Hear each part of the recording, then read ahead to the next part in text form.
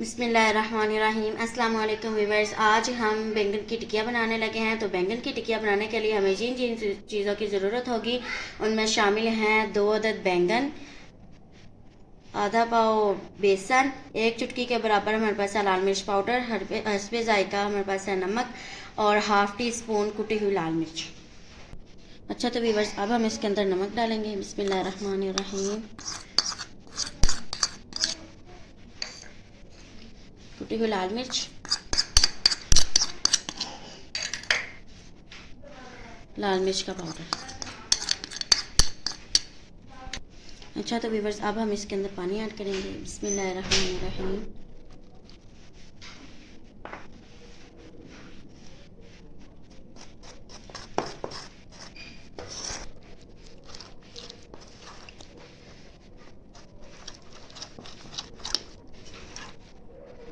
अच्छा तो व्यूअर्स, अब हम इसको अच्छी तरह से मिक्स करेंगे ताकि जो हमारे ये गुठलियाँ हैं वो सही हो जाएं, गुठलियाँ ना बेसन के अंदर ना रहें। अच्छा तो व्यूअर्स, इसके अंदर हमारा जो पानी है वो 1 कप यूज़ है। ये देखें, इस तरह का आपका होना चाहिए। देखिए, इसके अंदर अभी एक भी गुठली नहीं है। अच्छा तो व्यूअर्स, हमने ऑयल जो है वो गर्म होने के लिए रख दिया है हल्की आंच पे। अच्छा तो व्यूअर्स, ऑयल जो है वो हमारा गर्म हो चुका है। अब हम इसके अंदर टिकिया डालेंगे।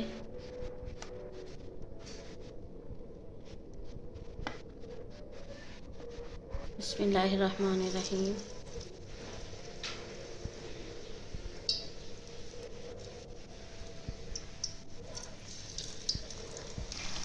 अच्छा तो व्यूअर्स, हमारी जो टिकिया है वो पकनी शुरू हो गई हैं। हम इसको तकरीबन 1 से 1.5 मिनट के बाद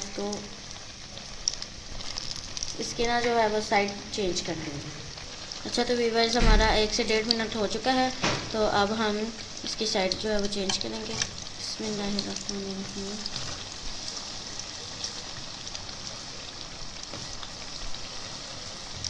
अच्छा तो व्यूअर्स, जो टिकिया है हमारी वो तैयार हो चुकी हैं।